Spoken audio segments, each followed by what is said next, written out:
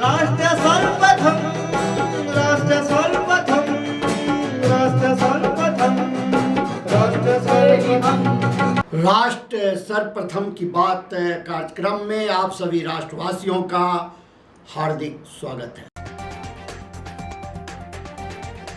देश भर के प्रमुख व्यापारिक नेता 2 दिवसीय राष्ट्रीय व्यापारिक सम्मेलन के लिए सोमवार से भारत मंडपम में एकत्र हुए। प्रधानमंत्री की ईंधन बचाओ की अपील के बाद दिल्ली सरकार ने सरकारी कर्मचारियों के लिए हफ्ते में 2 दिन वर्क फ्रॉम होम और हर सोमवार को मेट्रो मंडे का पालन करने के निर्देश दिए। केरल के मुख्यमंत्री वीडी सतीशन ने शपथ ग्रहण समारोह के बाद राज्य मंत्रिमंडल की पहली बैठक की अध्यक्षता की। पश्चिम बंगाल मंत्रिमंडल ने 1 जून से महिलाओं के लिए 3,000 रुपए मासिक की अन्नपूर्णा योजना और सरकारी बसों में मुफ्त यात्रा को मंजूरी दी। कांग्रेस सांसद जयराम रमेश ने राज्यसभा में केंद्रीय शिक्षा मंत्री धर्मेंद्र प्रधान के खिलाफ विशेषाधिकार नोटिस दाखिल किया है। प्रवर्तन निदेशालय ने कथित बैंक धोखाधड़ी मामले में आम आदमी पार्टी नेता दीपक सिंगला के आवास पर छापा मारा। पश्चिम एशिया संकट के बीच ईंधन बचाओ की प्रधानमंत्री नरेंद्र मोदी की अपील के बाद दिल्ली की मुख्यमंत्री रेखा गुप्ता ने दिल्ली मेट्रो में सफर किया। कथित आबकारी घोटाला मामले की सुनवाई न्यायमूर्ति मनोज जैन करेंगे। पिछले सप्ताह हुई सुनवाई में न्यायमूर्ति स्वर्णकांता शर्मा ने तकनीकी आधार पर मामले की सुनवाई से खुद को अलग किया था। तमाम दावों के बावजूद दिल्ली में यमुना स्वच्छ होने के बजाय और मैली हुई है। अप्रैल में रिकॉर्ड बारिश के बावजूद प्रदूषण कम नहीं हुआ। प्रधानमंत्री नरेंद्र मोदी और स्वीडन के प्रधानमंत्री उल्फ क्रिस्टर्सन ने European round table for industry कार्यक्रम में हिस्सा लिया। इस दौरान प्रधानमंत्री मोदी ने कहा कि आज भारत और यूरोप के संबंध एक नए टर्निंग पॉइंट पर हैं। सरकारों के स्तर पर एक महत्वाकांक्षी और रणनीतिक एजेंडा तय किया गया है। उन्होंने कहा कि Bharat Europe free trade agreement पर सहमति बन चुकी है और इसे जल्द लागू करने का प्रयास किया जा रहा है। प्रधानमंत्री ने कहा कि सुरक्षा, रक्षा, डिजिटल टेक्नोलॉजी, सप्लाई चेन और इनोवेशन जैसे क्षेत्रों में भारत और यूरोप मिलकर काम कर रहे हैं। साथ ही India Middle East Europe economic corridor जैसी ऐतिहासिक प्रयास आर्थिक विकास और कनेक्टिविटी को नई गति दे रहे हैं। प्रधानमंत्री ने कहा कि भारत और यूरोप एक संतुलित, सुरक्षित और टिकाऊ दुनिया के लिए मजबूत रणनीतिक साझेदार हैं। आज भारत और यूरोप के संबंध एक नए टर्निंग पॉइंट पर है। सरकारों के स्तर पर हमने एक एम्बिशियस और स्ट्रेटेजिक एजेंडा तय किया है। India EU free trade agreement पर सहमति बन चुकी है। जैसे उर्सुला जी ने कहा था, ये वाकई मदर ऑफ ऑल डील्स है। हमारा प्रयास है कि इसे जल्द से जल्द इंप्लीमेंट किया जाए। सिक्योरिटी एंड डिफेंस पार्टनरशिप तथा मोबिलिटी एग्रीमेंट ने भी हमारे सहयोग को नई दिशा दी है। India EU trade and technology council ने हमारी साझेदारी को नई इंस्टीट्यूशनल स्ट्रेंथ दी है। डिजिटल टेक्नोलॉजीज, सप्लाई चेन्स और इनोवेशन, इन सभी क्षेत्रों में भारत और यूरोप साथ मिलकर काम कर रहे हैं। India middle east Europe economic corridor जैसे ऐतिहासिक इनिशिएटिव्स कनेक्टिविटी और इकोनॉमिक इंटीग्रेशन को नई गति दे रहे हैं। ग्रीन ट्रांजिशन और सस्टेनेबल ग्रोथ को लेकर हमारी सोच और प्राथमिकताएं समान है। यानी बिग पिक्चर देखें तो हमारे बीच गहरा पॉलिटिकल, इकोनॉमिक और स्ट्रेटेजिक कन्वर्जेंस है। India and Europe are strategic partners for a balanced, secure and sustainable world. लेकिन फ्रेंड्स, सरकारें केवल फ्रेमवर्क सपोर्ट और पॉलिसी डायरेक्शन दे सकती हैं।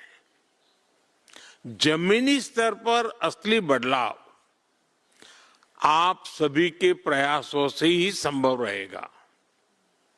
इसलिए आज मैं आपको भारत के साथ मिलकर काम करने के लिए आमंत्रित करने के लिए आया हूं।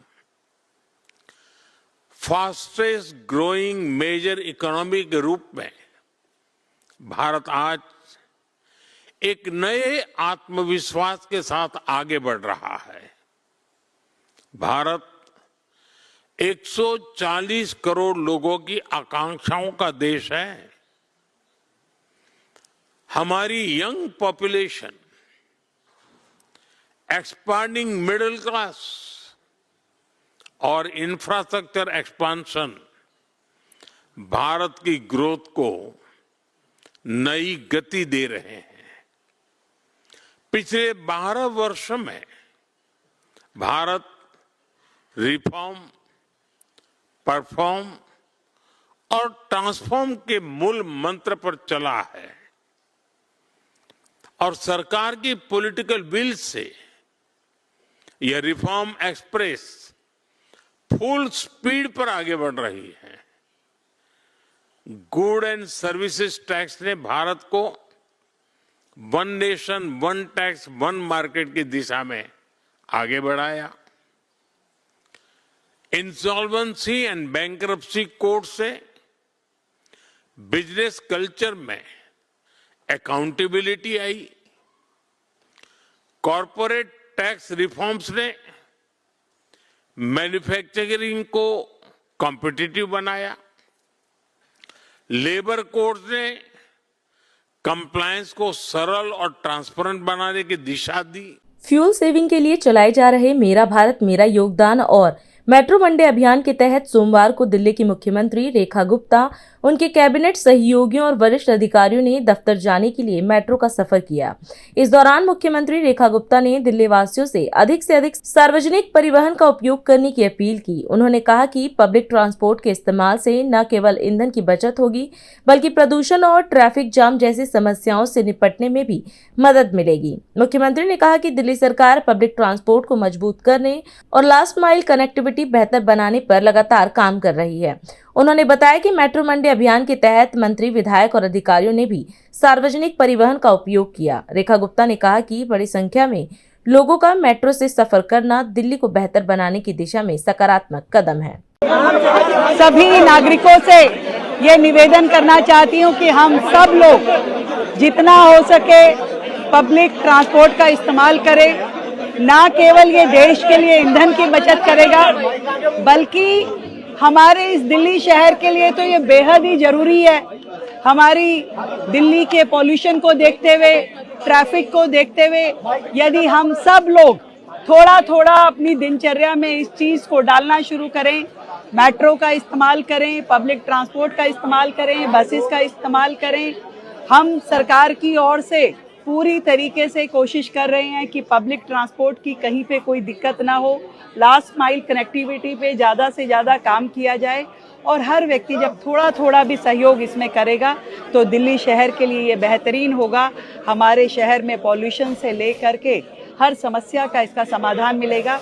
आज हमने मेट्रो मंडे के नाते जो कॉल दी थी पूरी दिल्ली को, मैं, मेरे साथ में मेरे सभी साथी, मंत्री, विधायक, हमारे अधिकारी, सभी लोगों ने कोशिश करी है कि आज का दिन हम मेट्रो से ट्रैवल करें या कम से कम पब्लिक ट्रांसपोर्टेशन के इस्तेमाल जरूर हम करें। तो आज इसीलिए हम यहाँ मेट्रो से पहुँचे हैं और मैं देख रही हूँ कि दिल्ली के बहुत सारे लोगों ने आज का दिन मेट्रो के माध्यम से ट्रैवल करने का निश्चय किया है। मेरी ओर से सबको बहुत धन्यवाद।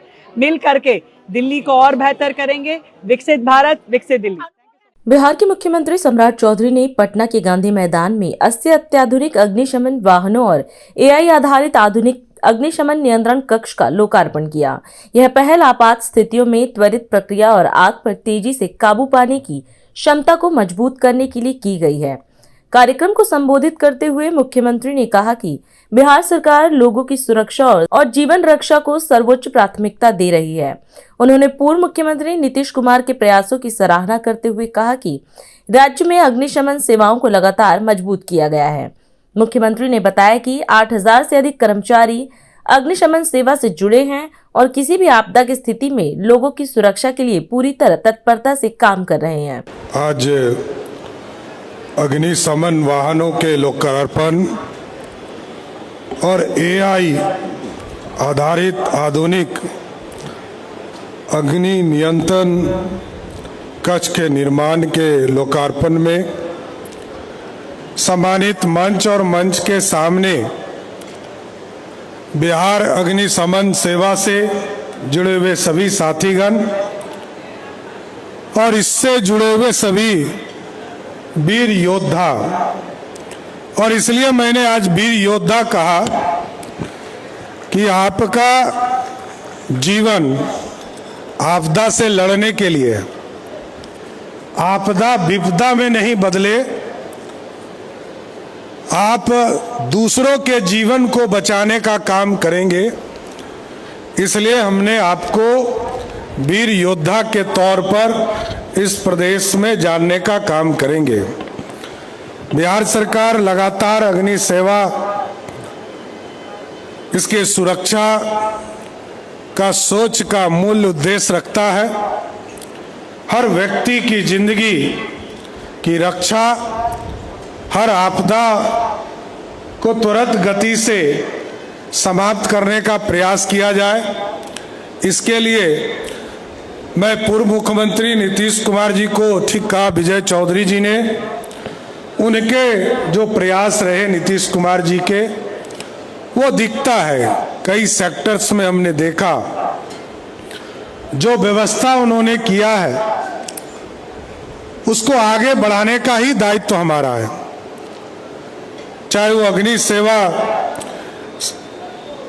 अग्निशमन सेवा का जो ये पूरी दृश्य आज हम लोगों ने देखा, लगभग 80 गाड़ियों का झुंड आपके सामने आया और ये पूरा देश एक ही है कि पूरे प्रदेश में जहां भी आपदा है तुरंत गति से पहुंचकर उस आपदा को विपदा नहीं बनने दे, इसमें योगदान देना है। और लगभग 8000 से अधिक हमारे अग्निशमन सेवा से जुड़े हुए हमारे साथी काम कर रहे हैं। और कई जो आज प्रदर्शनी हुए गाड़ियों का जो एक तरह से झुंड निकला, इससे यह स्पष्ट संदेश बिहार में जा रहा है कि जब भी कोई विपदा आएगी तो अग्निशमन सेवा आपके जीवन में आपको बचाने का काम करेगी। और जिस तरह हमारे लोग जिस तरह ट्रेंड किए जा रहे हैं, मैं तो धन्यवाद दूंगा डीजी शोभा उत्कर्ष जी को कि आपने सभी लोगों को अच्छी तरह से ट्रेंड किया है और इसी तरह ट्रेंड करके और भी अधिक, अभी 8000 लोगों को की कैपेसिटी आपकी हुई है, इसको और अधिक, क्योंकि हमारी आबादी इस देश के 10वां हिस्सा है, 14 करोड़ आबादी है और कहीं ना कहीं विपदा आते रहता है, कहीं ना कहीं स्त्री की स्थिति बनते रहती। अभी पीछे आप लोगों ने प्रदर्शनी भी दिखाया किस तरह अग्निकांड से बचे जा सकते हैं, कहीं वाटर लॉगिंग से बचे जा सकते हैं, कहीं भूकंप आ गया हो उससे बचाव कैसे किया जा सकता है। ये सारे चीज़ों को आप लोगों ने डेमो में दिखाया है। लेकिन हम बिहार की जनता को जरूर आश्वस्त करते हैं कि बिहार लगातार आगे बढ़ेगा और सभी सेक्टर में आगे बढ़ाने का काम करेगा।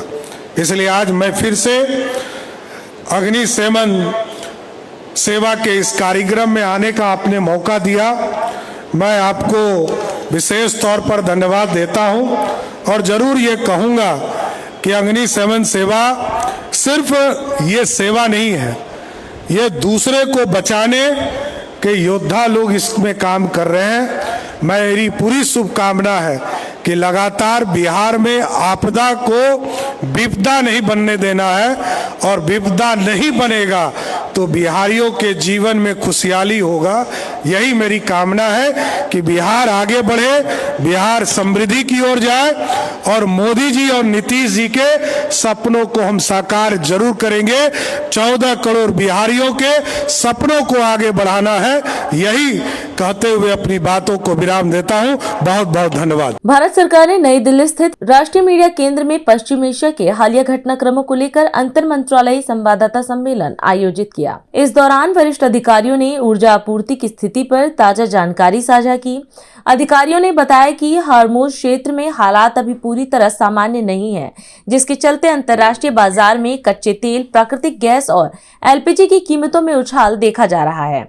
हालांकि क्षेत्रीय परिस्थितियों के बावजूद देश की रिफाइनरियां सामान्य रूप से कार्य कर रही हैं और भारत के पास पर्याप्त क्रूड ऑयल भंडार उपलब्ध है। अधिकारियों ने कहा कि पेट्रोल, डीजल, एलपीजी और प्राकृतिक गैस की पर्याप्त आपूर्ति बनी हुई है। किसी भी विक्रेता या एलपीजी डिस्ट्रीब्यूटर के यहाँ ड्राई आउट की कोई रिपोर्ट नहीं है। और क्या कुछ कहा अधिकारियों ने, आप खुद सुने।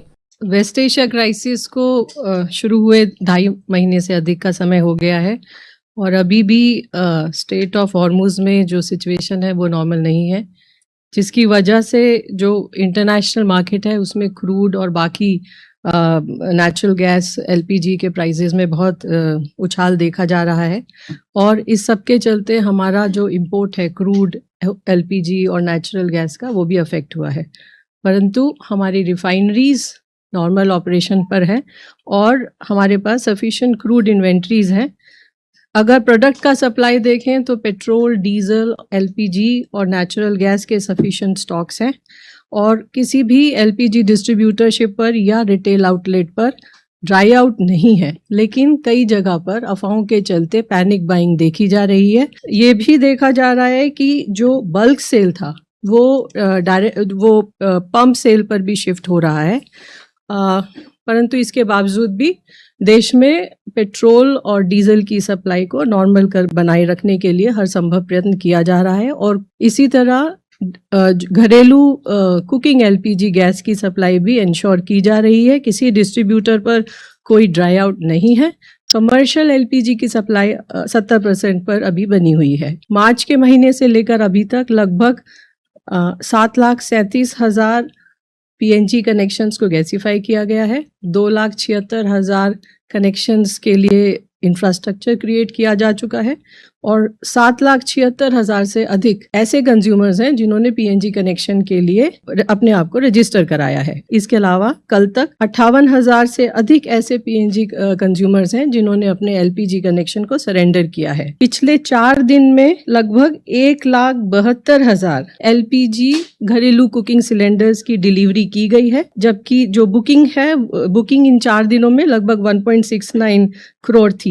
कमर्शियल एलपीजी की सप्लाई भी लगातार की जा रही है, और इस महीने की शुरुआत से लेकर अब तक 1,08,000 टन कमर्शियल एलपीजी की सेल हुई है। पिछले 4 दिनों में 25,200 टन से अधिक कमर्शियल एलपीजी की सेल की गई है। पिछले 4 दिनों में 888 टन ऑटो एलपीजी की सेल भी की गई है। 5 किलो के सिलेंडर्स पिछले 4 दिन में 1,90,000 से अधिक सिलेंडर्स की सेल हुई है। PSU OMCs के द्वारा अवेयरनेस कैंप अभी भी किए जा रहे हैं। कल भी 2,200 से अधिक सिलेंडर्स की सेल हुई है लगभग 95 कैंप्स के अंदर। नेचुरल गैस के संबंध में यूरिया प्लांट्स की जो यूरिया प्लांट्स है वो 96% उनकी जितनी रिक्वायरमेंट है उस पर ऑपरेट कर रहे हैं with respect to the supply of natural gas. CGD entities को भी सप्लाई 80% पर एनहांस की जा चुकी है। इसके अलावा अगर कोई भी एडिशनल रिक्वायरमेंट है from industry, power plant, textile, pharmaceuticals या कमर्शियल सेक्टर्स, उसको भी गेल और बाकी जो सप्लायर्स हैं उसको मीट करने की पूरी कोशिश कर रहे हैं। इसके अलावा C3, C4 मॉलिक्यूल जैसे प्रोपिलीन और ब्यूटाइलिन, इसका भी 1 मई से लेकर अभी तक 8,730 टन सेल हुआ है और ब्यूटाइल एक्रिलेट का 3,420 टन सेल किया गया है डिफरेंट रिफाइनरीज के द्वारा। एनफोर्समेंट एक्शन स्टेट गवर्नमेंट्स के द्वारा और ऑयल मार्केटिंग कंपनीज के ऑफिशियल्स के द्वारा किया जा रहा है। पिछले 4 दिनों में PSUs के द्वारा लगभग 2,800 रिटेल आउटलेट्स और LPG डिस्ट्रीब्यूटर्स पर सरप्राइज इंस्पेक्शन कंडक्ट की गई है। अंत में मैं सभी लोगों से ये अपील करना चाहूंगी कि जो पैनिक बाइंग जगह जगह पर हो रही है उनसे बचें। आवश्यकता के अनुसार जो ईंधन है वो क्रय करें। सरकार पेट्रोल, डीजल और LPG की उपलब्धता और डिलीवरी सुनिश्चित कराने के लिए हर संभव प्रयत्न कर रही है और हमें अपने दैनिक उपयोग में ऊर्जा को बचाने के लिए हर संभव प्रयत्न करना चाहिए। नागरिकों से यह भी अनुरोध है कि वे PNG, इंडक्शन और इलेक्ट्रिक कुक स्टॉव जैसे वैकल्पिक ईंधनों का भी प्रयोग करें। धन्यवाद। अभी समय है एक ब्रेक का, हम चलते हैं ब्रेक पर, आप कहीं जाए नहीं, छोटा सा ब्रेक। श्रेया फर्निशिंग लेकर आया है आपके लिए होम कलेक्शन, जिसमें आपको मिलता है अप holistic fabric, designer curtains, home and office decoratives, carpets and sofa cover कम से कम दाम में कीर्ति नगर में आपके लिए उपलब्ध है। Kamal Buildtech Private Limited, fulfilling promises. With our professional team and experience of delivering projects, in past we guarantee you peace of mind and top quality work in an affordable price. और अधिक खबरों के लिए आप हमारे YouTube channel दैनिक India दर्पण को अभी सब्सक्राइब करें और नोटिफिकेशन के लिए बेल आइकन को प्रेस करना ना भूलें। राष्ट्र सर्वप्रथम की बात कार्यक्रम में ब्रेक के बाद एक बार फिर आप सभी राष्ट्रवासियों का स्वागत है। केंद्रीय गृह मंत्री अमित शाह ने छत्तीसगढ़ के बस्तर जिले के नेतानार में जन जन सुविधा केंद्र का उद्घाटन किया। नक्सल प्रभावित क्षेत्रों में सुरक्षा कैंपों को जन कल्याण केंद्रों में बदलने के बस्तर 2.0 रोड मैप के तहत यह पहला केंद्र है। इस अवसर पर अमित शाह ने कहा कि आज का दिन बेहद ऐतिहासिक है। उन्होंने कहा कि जो स्थान वर्ष 2013 से सुरक्षा केंद्र के रूप में कार्य कर रहा था, वह अब सेवा केंद्र बनकर आदिवासी भाई बहनों और बच्चों की सेवा करेगा। गृह मंत्री ने कहा कि बस्तर की यह धरती स्वतंत्रता संग्राम के महानायक और आदिवासी अस्मिता के प्रतीक शहीद गुंडाधुर की जन्मभूमि है। उन्होंने उनकी प्रतिमा पर माल्यार्पण कर श्रद्धांजलि अर्पित की और कहा कि गुंडाधुर ने विदेशी शासन के खिलाफ आदिवासियों की लड़ाई का नेतृत्व किया था। अमित शाह ने छत्तीसगढ़ सरकार द्वारा केंद्र का नाम वीर गुंडाधुर के नाम पर रखे जाने को गर्व का विषय बताया। नेतानार गांव में इस छोटे से परंतु क्रांतिकारी कार्यक्रम में आज आप सबके लिए और विशेष कर मेरे लिए बहुत ऐतिहासिक दिन है। शायद आप लोगों को अभी इसका महत्व समझ में नहीं आएगा, परंतु मैं आपको भरोसा दिलाकर जाता हूं कि 6 ही माह में ये अभी एक सरकारी कार्यक्रम दिखता हुआ एक केंद्र यहां के आदिवासी भाई बहन और बच्चों से हरा भरा और हंसता खिलता दिखाई पड़ेगा। इस तरह से हम इसको प्रभावित करेंगे। 1910 में ये हमारे वीर आदिवासी नेता ने भूमकाल विद्रोह के नाम से स्वतंत्रता संग्राम की शुरुआत की। विदेशी शासन के खिलाफ बस्तर के आदिवासियों की लड़ाई को लड़ने का काम शहीद वीर गुंडाधुर ने किया था और आज उन्हीं से प्रेरणा लेकर आज तक नेतनार का एक कैंप 2013 से सुरक्षा कैंप था, अब वो सेवा कैंप बनकर आदिवासियों की सेवा करेगा। हाल ही में आयोजित उत्तर प्रदेश कैबिनेट बैठक में कई महत्वपूर्ण प्रस्तावों को मंजूरी दी गई। बैठक के बाद आयोजित प्रेस वार्ता में कैबिनेट मंत्री अरविंद कुमार शर्मा ने बताया कि मिर्जापुर में प्रदेश का सबसे बड़ा 765 केवी पावर स्टेशन स्थापित करने को मंजूरी दी गई है। उन्होंने कहा कि वर्ष 1947 से 2017 तक बने पावर स्टेशनों के बाद यह उत्तर प्रदेश का 8वां 765 केवी पावर स्टेशन होगा। वहीं वित्त मंत्री सुरेश खन्ना ने जानकारी दी कि राम मनोहर लोहिया आयुर्विज्ञान संस्थान के शहीद पथ स्थित नए परिसर में 10 बेड के मल्टी स्पेशलिटी अस्पताल, टीचिंग ब्लॉक और ओपीडी ब्लॉक के निर्माण को भी मंजूरी दी गई है। पहला प्रस्ताव ये था कि मिर्जापुर क्षेत्र में बहुत सारे, आपको मालूम है कि मिर्जापुर का जो क्षेत्र है वो ऊर्जा उत्पादन की दृष्टि से बहुत ही उर्वरा हमारा क्षेत्र है। वहाँ बहुत सारी ऊर्जा थर्मल कैपेसिटी की इकाइयां बहुत लगी हुई हैं। उसी में एक और इकाई नई लगने जा रही है जो पिछले दिनों मंजूर हुई थी Mirzapur thermal energy private limited द्वारा। 800 मेगावाट की 2 नई इकाइयां वहां लगने की मिर्जापुर में तैयारी चल रही है। उसकी सारी अनुमति और सारी प्रक्रिया हो चुकी है। उसी प्रकार उस क्षेत्र में बहुत सारी पंप स्टोरेज की भी परियोजनाएं आ रही हैं। तो इन सभी ये जो नव निर्मित जो पावर होगा, नव उत्पादित पावर होगा, ऊर्जा होगी, बिजली होगी, उसके इवैक्यूएशन के लिए, उसको वहां से अन्य जगहों पर ले जाने के लिए पारेषण लाइनें, ट्रांसमिशन लाइनें बनानी पड़ती हैं, ट्रांसमिशन केंद्र बनाने पड़ते हैं।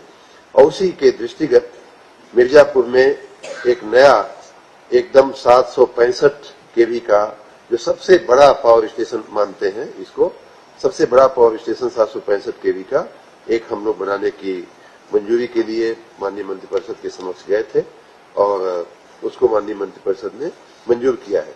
एक बात मैं और बता दूं आपकी जानकारी के लिए कि स्वतंत्रता से लेकर के 47 से लेकर के 2017 तक इस राज्य में ये जो सबसे बड़ा 765 केवी का पावर स्टेशन हम बनाने जा रहे हैं, ये जो बनने जा रहा है वो उत्तर प्रदेश का 8वां 765 केवी का सब स्टेशन होगा।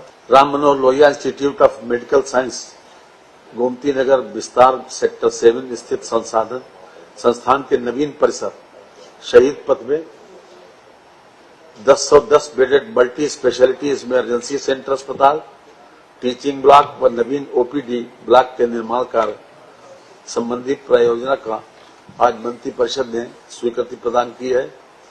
ये विशेष रूप से जो Ram Manohar Lohia Institute of Medical Science Gomti Nagar, इनका नवीन परिसर शहीद पथ के ऊपर स्थित है। उसमें 10 bed multi speciality emergency centre अस्पताल तथा टीचिंग ब्लॉक में नवीन ओपीडी ब्लॉक के निर्माण किया जाना है। उक्त योजना के लिए 855 करोड़ 4,34,000 रुपए मंत्रिपरिषद ने इस पर स्वीकृति दे दी है।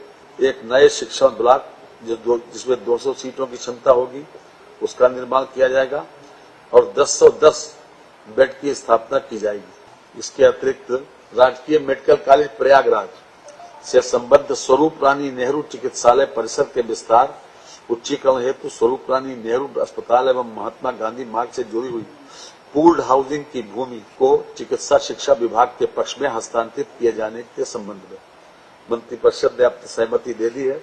यह भी खासतौर से चिकित्सीय सुविधा को बढ़ाने के उद्देश्य से आज ये प्रस्ताव मंत्रिपरिषद ने स्वीकृत किया।